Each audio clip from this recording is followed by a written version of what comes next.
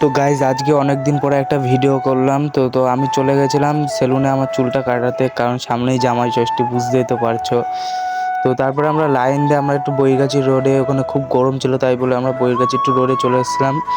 তো এত গরমে ওখানে থাকা যাচ্ছে না, তাই এখানে পরিবেশটা খুব সুন্দর, ছায়া আর খুব হাওয়াও বইছিল। তো তার জন্য এখানে আমরা চলে এসেছিলাম। আর চুলটা কাটছি মেন তার কারণ হচ্ছে, তোমরা তো জানোই আমাদের আলংঘাটায় মেলা হচ্ছে। তো তোমাদের সবাইকে আসতে বললাম, তো তোমরা তো কেউই আসলে না। তোমরা কিন্তু অবশ্যই আসো, এখনও জামাই ষষ্ঠীর দিন ও সংক্রান্তি পর্যন্ত আমাদের খুব মেলা চলবে। তো তোমরা অবশ্যই মেলায় আসো, ঘুরবা ফিরবা। তো তারপরে আমি এখানে একটু হেঁটে চলে ভিডিও করে নিলাম। তো তারপরে আমি এখানে একটু পাগলামি করছিলাম। তো পাগলামি করতে করতেই আমার মানে যে চুলটা কাটাবে সেই দাদা ফোন করে বললো কি তাড়াতাড়ি আসতে। তো তার জন্য আমি চলে আসলাম। আর তোমরা কিন্তু মেলায় অবশ্যই আসো, আমার রিকোয়েস্ট থাকলো।